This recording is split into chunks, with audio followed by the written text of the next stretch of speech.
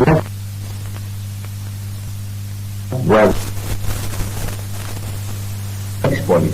on attempting to leave,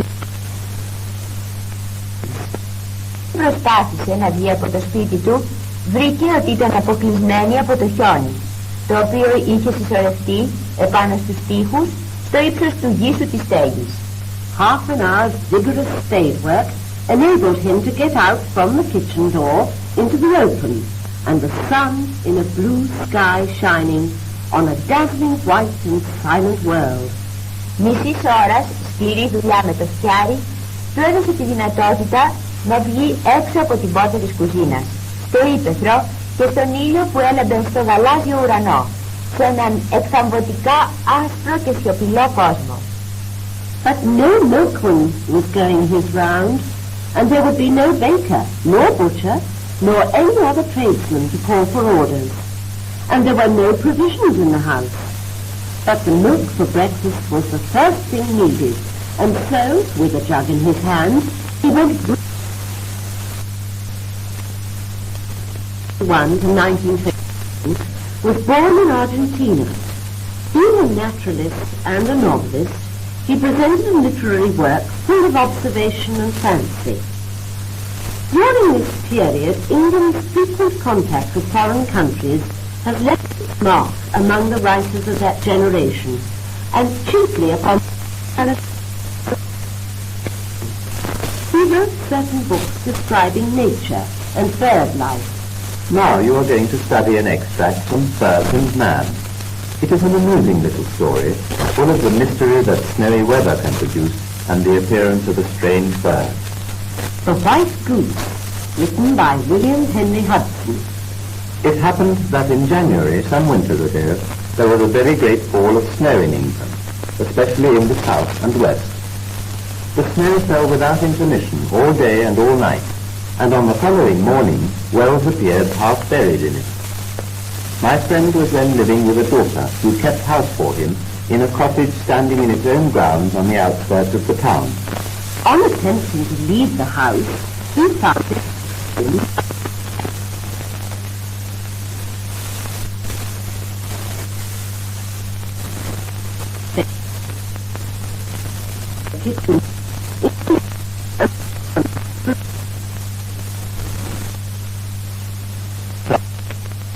like W.H. Hudson. W.H. Hudson, 1841 to 1922, was born in Argentina. Being a naturalist and a novelist, he presented a literary work full of observation and fancy. During this period, England's frequent contact with foreign countries has left its mark among the writers of that generation, and chiefly upon the personality and work of W.H. Hudson. He wrote certain books describing nature and bird life. Now you are going to study Birds and Man. It is an amusing little story. Lesson 111. Μάθημα 111. Saffron Walden in Essex. Το Saffron Walden στο Essex. If I were asked by an overseas visitor to show him a typical old world country town within easy reach of London, not too well known by tourists, and yet with its fair share of historic interest, I would take him to Saffron Walden in Essex. Αν με είχε ζητηθεί από έναν επισκέπτη του εξωτερικού να του δείξω μια χαρακτηριστική κομμόπολη της παλιάς εποχής σε μικρή απόσταση από το Λονδίνο, όχι πάρα πολύ γνωστή στους τουρίστες και ακόμα με το ανάλογο μερίδιό της από πλευράς ιστορικού ενδιαφέροντος, θα τον πήγαινα στο Saffron Walden στο Essex. I would choose this little market town because it combines so admirably the rich colours of its feudal past with the robust life of its farming present. It is only 44 miles north of London and is easily reached by the main road to Cambridge, A11. Yet many visitors miss it because it lies not on that well-used highway, but a couple of miles to the east of it. Θα διάλεγα αυτή τη μικρή εμπορική πόλη γιατί συνδυάζει τόσο θαυμάσια τα πλούσια χρώματα του φεουδαρχικού της παρελθόντος με τη ρωμαλαία ζωή του αγροτικού της παρόντος. Είναι μονάχα 44 μίλια προς τα βόρεια του Λονδίνου και φτάνει κανείς εύκολα από τον κύριο δρόμο που οδηγεί στο Cambridge Α11, αν και πολλοί επισκέπτες τη χάνουν, γιατί δεν βρίσκεται επάνω σε αυτόν τον πολυσύχναστο αυτοκινητόδρομο, αλλά λίγα, 2-3 μίλια ανατολικά από αυτόν. The ancient Britons called it Waledana, the wooded valley. They built there a great earthwork fort, and parts of it remain. The town that later grew up has mellowed with the centuries and lost little of its ancient beauty. There are narrow medieval streets of half-timbered houses with over-salient upper stories, barge-boarded gable ends, richly pargeted plasterwork, carved beams and great chimney stacks of glorious Tudor brickwork. Mingling with these sturdy houses and cottages of wood and plaster, you find the rose-red brick and classic facades of Queen Anne and Georgian houses, with their demurely beautiful door cases, casements, pediments and swags. The grey stone ruins of a 12th century castle are offset by the splendour of the parish church. Rebuilt between 1450 and 1525, the church is nearly 200 feet long, one of the largest and most lavishly designed in Essex. Οι αρχαίοι Βρετανοί την ονόμαζαν Γουαλεντάνα, η δασωμένη κοιλάρα. Εκεί έχτισαν ένα σπουδαίο χωματένιο φρούριο και τμήματα από αυτό σώζονται ακόμη. Η πόλη που αργότερα αναπτύχθηκε, εξελίχθηκε με τους αιώνες και έχασε λίγο από την αρχαία της ομορφιά. Εκεί υπάρχουν στενά μεσαιωνικά δρομάκια από μισοξύλινα σπίτια με τα επάνω πατώματα να προεξέχουν σαν ηρέμιες στέγες με αετώματα πλούσια διακοσμημένα με γύψο, σκαριστά δοκάρια και μεγάλες τούμπλινες καμινάδες του ένδοξου φιγουριανού ρυθμού. Ανακατεμένα με αυτά, τα βαριοχτισμένα σπίτια και τις καλύβες από ξύλο και γύψο βρίσκεις τα ροδοκόκκινα τούμπλα και τις κλασικές προσώψεις των σπιτιών ρυθμού του βασίλισσας Άννας και Γεωργιανού με τα απλά και όμορφα κουφώματα, τα παραθυόφυλλα, τα αετώματα και τις γυρλάντες. Τα γκρίζα πέτρινα ερείπια του κάστρου του 12ου αιώνα έρχονται σε αντίθεση με τη μεγαλοπρέπεια της ενοριακής εκκλησίας. Ξαναρτισμένη μεταξύ του 1450 και του 1525, η εκκλησία έχει μήκος σχεδόν 200 πόδια, μια από τις μεγαλύτερες και περισσότερο πλούσια σχεδιασμένες στο Essex. These are just some of the discoveries you can make when you start exploring this corner of Essex from Saffron Walden. But of course, there is no need to confine yourself to Essex. The university city of Cambridge is less than 20 miles away, and so is Newmarket, the capital of horse racing.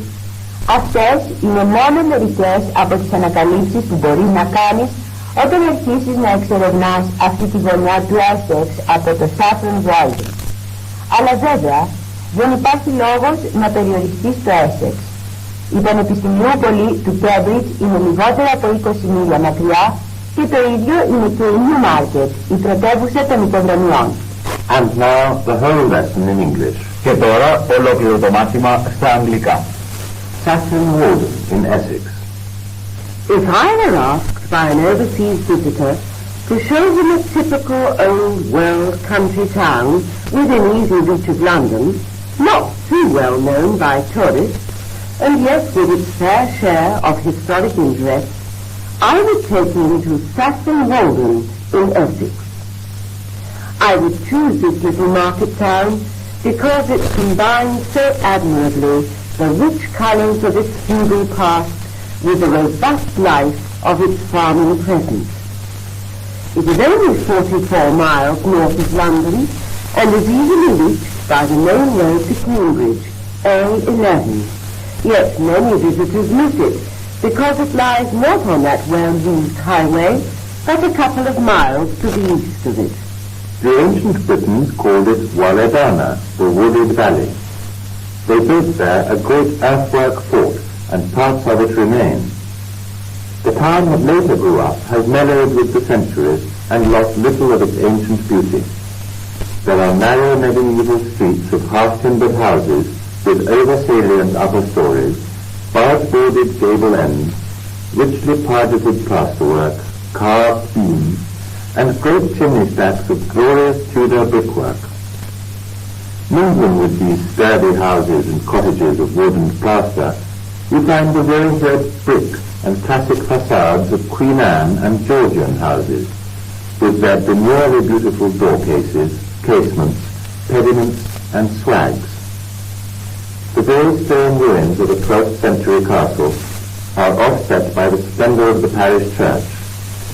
Rebuilt between 1450 and 1525, the church is nearly 200 feet long, one of the largest and most lavishly designed in Essex. These are just some of the discoveries you can make when you start exploring this corner of Essex from Saffron Walden. But of course there is no need to confine yourself to Essex. The University city of Cambridge is less than 20 miles away, and so is Newmarket, the capital of horse racing. Αποστηθήστε. Not far from London, you can find a beautiful market town, which is a wonderful combination of a feudal past and a farming present.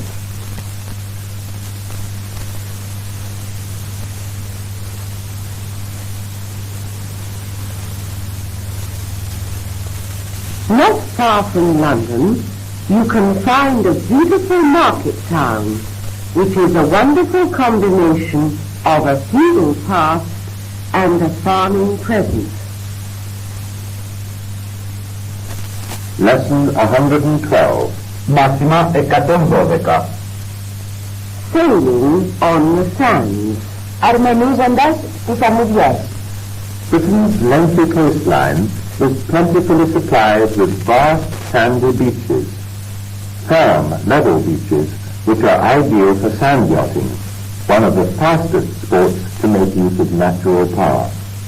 Η παραλία της Βρετανίας, που έχει μεγάλο μήκος, είναι πλούσια εφοδιασμένη από απέραντες αμμουδερές ακρογιαλιές με σταθερή επιφάνεια, που είναι ιδανικές για ιστιοπλοεία στην άμμο, ένα από τα γρηγορότερα σπορ που χρησιμοποιεί φυσική ενέργεια. Closely allied to it, virtually the same sport in fact, and using the same types of craft, is land yachting, for which the flat, uninterrupted expanses of disused airfields have proved extremely suitable. Σε στενή σχέση με αυτό, ουσιαστικά το ίδιο σπορ στην πραγματικότητα και χρησιμοποιώντας τους ίδιους τύπους καθών είναι η ιστιοπλοεία στην Ιγυρά, για την οποία οι επίπεδες συνεχόμενες εκτάσεις εγκαταλελειμμένων αεροδρομίων αποδείχθηκαν εξαιρετικά κατάλληλες. Every year, more and more people are drawn to that sport. What exactly is its fascination? It combines the grace and exhilaration of sailing with the speed of motor racing and costs considerably less than either. A craft can be built for as little as 60 pounds and is usually transported by the family car. Κάθε χρόνο όλο και περισσότεροι άνθρωποι έρχονται προς αυτό το σπορ. Ποια είναι ακριβώς η γοητεία του? Συνδυάζει τη χάρη και το κέφι της ιστιοπλοείας και της ταχύτητας των αυτοκινητικών αγώνων και κοστίζει σημαντικά λιγότερο από τα δύο αυτά. Ένα σκάφος μπορεί να κατασκευαστεί μόνο με 60 λίρες και μεταφέρεται εύκολα με το οικογενειακό αυτοκίνητο. The thrill of travelling at 60 miles per hour without the roar of an engine and without the cost of petrol is one that must be experienced to be fully understood. One of the greatest thrills is acceleration. In 1900, the world land speed record was held by an ice yacht, which timed approximately 120 miles per hour. Η συγκίνηση του να ταξιδεύει κανείς με 60 μίλια την ώρα χωρίς τη βοήθεια της μηχανής και χωρίς τη δαπάνη της βενζίνης είναι κάτι που πρέπει να το δοκιμάσει κανείς για να το καταλάβει απόλυτα. Μια από τις μεγαλύτερες συγκινήσεις είναι η επιτάχυνση. Το 1900 το παγκόσμιο ρεκόρ ταχύτητας στην Ιγυρά το κρατούσε ένα γιότ σε πάγο που έφτανε κατά προσέγγιση 120 μίλια την ώρα. Today, that speed is usually beaten by cars, But even now, there are few cars that can out-accelerate an ice yacht or a sand yacht. Σήμερα αυτή η ταχύτητα ξεπερνιέται εύκολα από τα αυτοκίνητα, αλλά ακόμα και τώρα υπάρχουν λίγα αυτοκίνητα που μπορούν να ξεπεράσουν σε ταχύτητα ένα γιότ για πάγο ή ένα γιότ της αμμουδιά. To handle a yacht at high speed obviously requires skill, but it does not take long for anyone with a little experience of dinghy sailing to pick up the technique. Για να χειριστεί κανείς ένα κότερο με μεγάλη ταχύτητα απαιτείται σαφώς επιδεξιότητα. Αλλά δεν χρειάζεται πολύς καιρός για οποιονδήποτε με λίγη πείρα ιστιοπλοείας σε μικρό σκάφος να μάθει την τεχνική. And now the whole lesson in English. Και τώρα ολόκληρο το μάθημα στα αγγλικά. Sailing on the sand. Britain's lengthy coastline is plentifully supplied with vast sandy beaches. Firm, level beaches which are ideal for sand yachting, one of the fastest sports to make use of natural power. Closely allied to it, virtually the same sport in fact, and using the same types of craft, is land yachting, for which the flat, uninterrupted expanses of disused airfields have proved extremely suitable. Every year, more and more people are drawn to that sport. What exactly is its fascination? It combines the grace and exhilaration of sailing with the speed of motor racing and costs considerably less than either. A craft can be built for as little as 60 pounds and is easily transported by the family car. The thrill of travelling at 60 miles per hour without the roar of an engine and without the cost of petrol is one that must be experienced to be fully understood. One of the greatest thrills is acceleration. In 1900, the world land speed record was held by an ice yacht, which timed approximately 120 miles per hour. Today, that speed is easily beaten by cars, but even now, there are few cars that can out-accelerate an ice yacht or a sand yacht.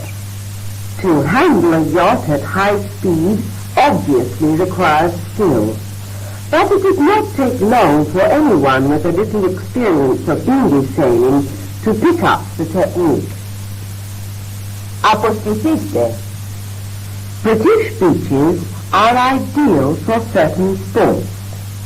Sand yachting, as well as land yachting, are everyday fascinating people all over the world.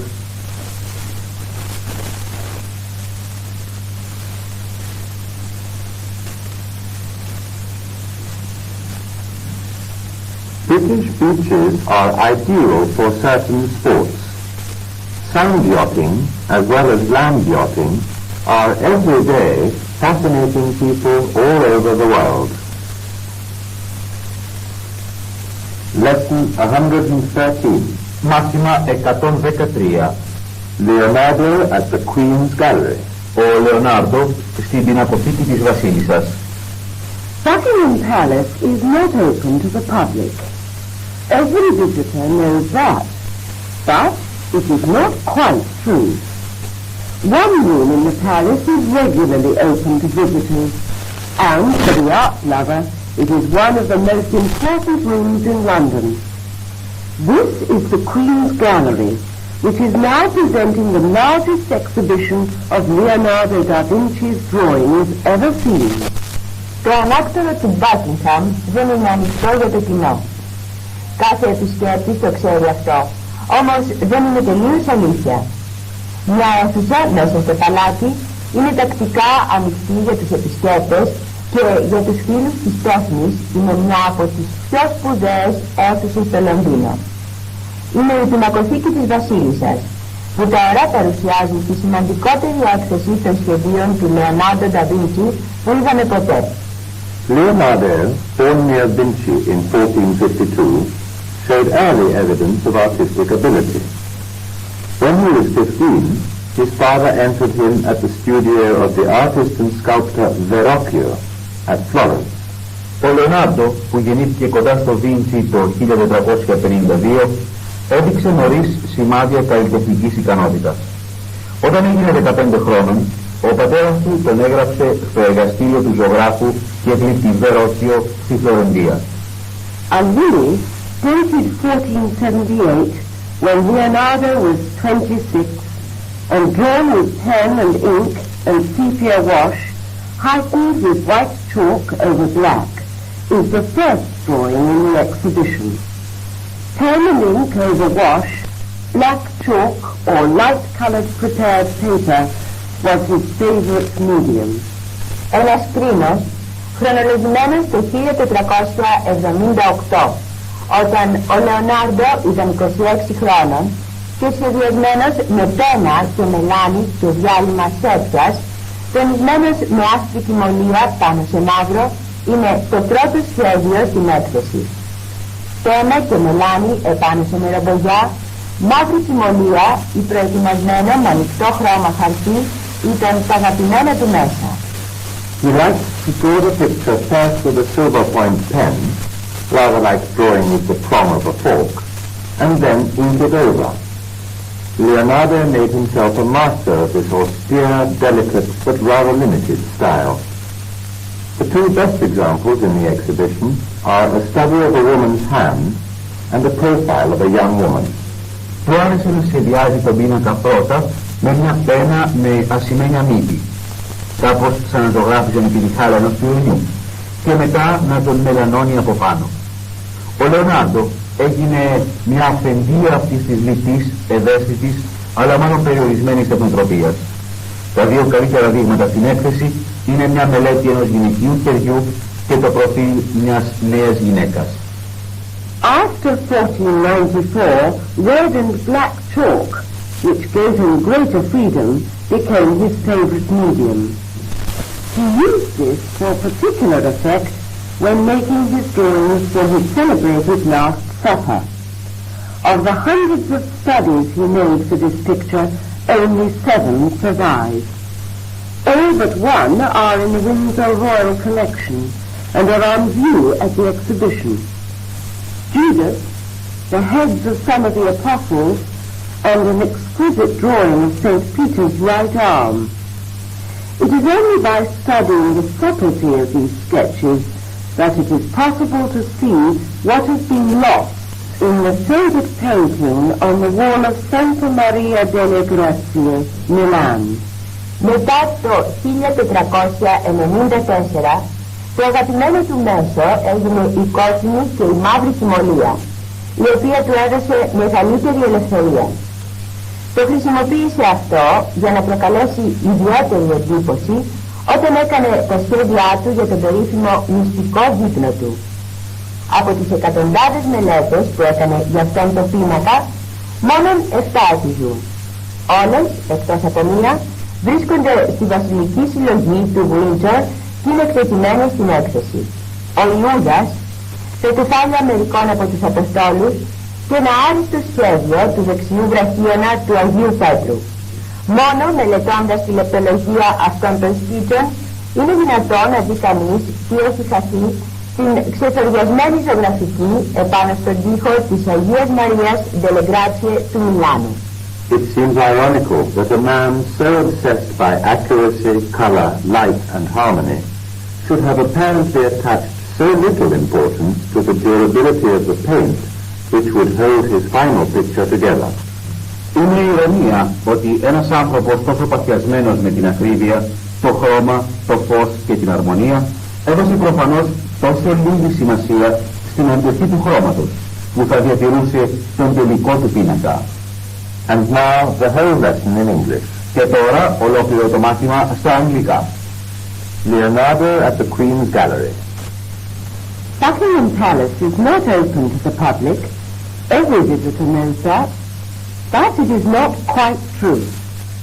One room in the palace is regularly open to visitors, and for the art lover, it is one of the most important rooms in London. This is the Queen's Gallery, which is now presenting the largest exhibition of Leonardo da Vinci's drawings ever seen. Leonardo, born near Vinci in 1452, showed early evidence of artistic ability. When he was 15, his father entered him at the studio of the artist and sculptor Verrocchio at Florence. A lily, dated 1478 when Leonardo was 26, and drawn with pen and ink and sepia wash, heightened with white chalk over black, is the first drawing in the exhibition. Pen and ink over wash, black chalk or light-coloured prepared paper was his favourite medium. He liked to draw the picture first with a silver point pen, rather like drawing with the prong of a fork, and then ink it over. Leonardo made himself a master of this austere, delicate, but rather limited style. The two best examples in the exhibition are a study of a woman's hand and a profile of a young woman.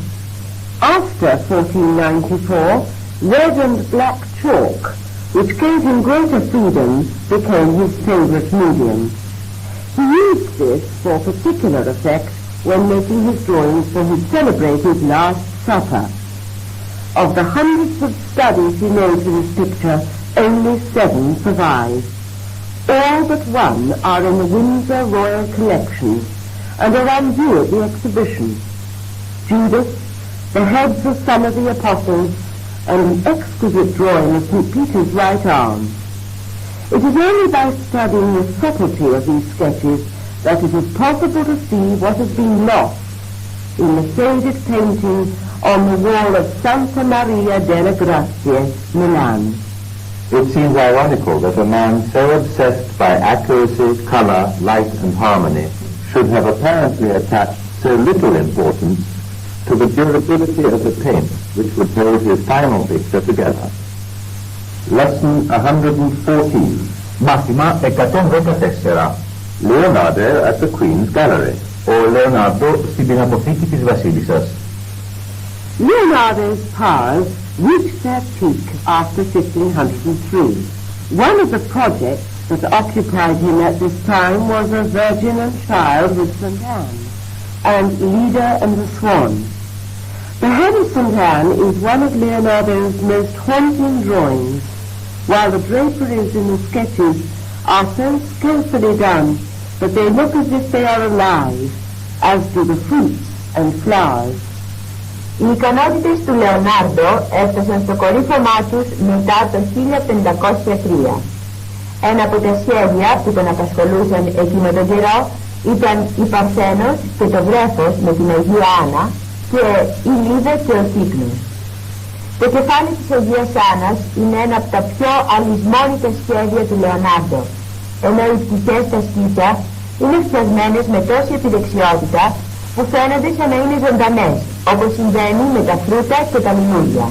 Although Leonardo was one of the most sought-after painters in Italy, he began to lose interest in painting as he turned more of his attention to map reading, artillery, geology and anatomy. In the upper gallery are sketches even more varied than the ones down below, of profiles, maps, water studies, battles, diagrams of birds flying and notes on their flight, explosions and deluges. Leonardo was particularly interested in the nature of storms. Αν και ο Λεωνάρντο ήταν ένας από τους πιο περιζήτητους ζωγράφους της Ιταλίας, άρχισε να χάνει το ενδιαφέρον του για τη ζωγραφική, καθώς έστρεψε πιο πολύ την προσοχή του στη μελέτη των χαρτών, στο πυροβολικό, στη γεωλογία και στην ανατομία. Στην επάνω πινακοθήκη υπάρχουν σκίτσα ακόμα πιο ποικίλα από εκείνα της κάτω, κατατομές, χάρτες, ιδεοτογραφίες, μάχες, σχήματα πουλιών που πετούν και παρατηρήσεις για το πέταγμά τους, εκρήξεις και κατακλυσμοί. Ο Λεωνάρντο ενδιαφερόταν ιδιαίτερα για τη φύση των καταιγίδων. Enlarged photographs of some of the more important diagrams shown in the 3 books of folios are displayed on a screen by the gallery exit. Here are pictures of skulls from all angles, some of the inside and showing the workings of the optic nerves. It is believed that the skulls may have belonged to executed criminals. Φωτογραφίες σε μεγέθυνση ορισμένων από τα πιο σημαντικά σχήματα που που δείχνουν τα 3 βιβλία από χειρόγραφα φύλλα είναι εκτεθειμένες σε μια οθόνη κοντά στην έξοδο της πινακοθήκης. Εδώ υπάρχουν εικόνες από κρανία από όλες τις πλευρές, μερικές από το εσωτερικό, που δείχνουν τη λειτουργία των οπτικών νεύρων.